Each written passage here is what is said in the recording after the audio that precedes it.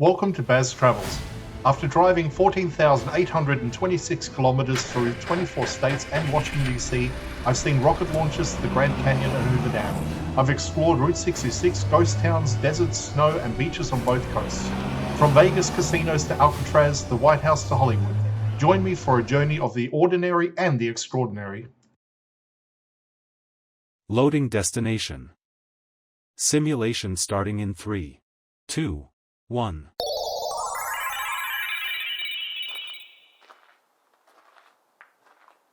To look around, move your phone or tablet. Click and drag if on a computer or move your head if using a VR headset. Please like and subscribe. The construction of cliff dwellings like these were driven by practicality, not aesthetics.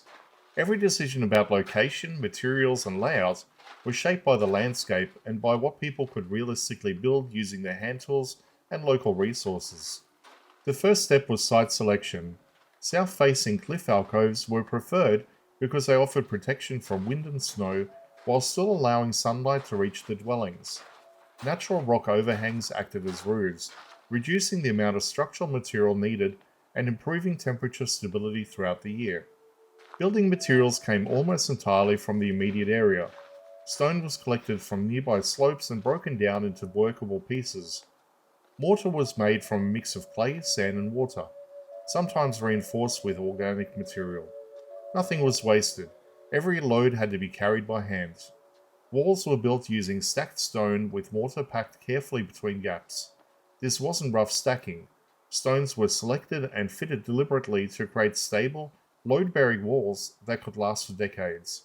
The thickness of the walls helped regulate temperature, keeping interiors cooler in summer and warmer in winter. Wood played a critical role. Beams were cut from nearby trees and used to support ceilings and upper levels.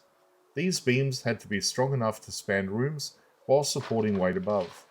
Transporting timber up to the cliffside required coordination and planning, especially given the steep access routes. Rooms were small by modern standards, and that was intentional.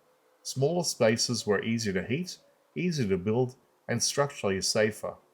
Each room served a specific purpose: storage, sleeping, food preparation, or communal activity. Space was used efficiently because expanding outward wasn't always possible. Construction was incremental. These dwellings weren't all built at once. Rooms were added or modified as needs changed. Walls were repaired, floors were reworked, and layouts evolved over time. Flexibility mattered more than symmetry.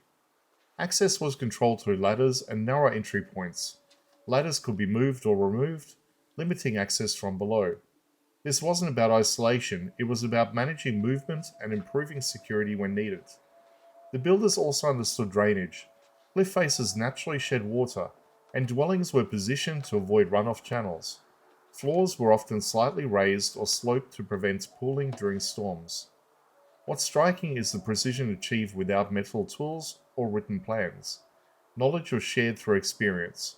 Techniques were refined over generations and adapted to different landscapes across the region. These structures weren't temporary shelters. They were engineered responses to specific environmental challenges. Every wall, beam, and opening reflects decisions made under constraint, with no margin for error. Simulation terminated. Please comment, like and subscribe.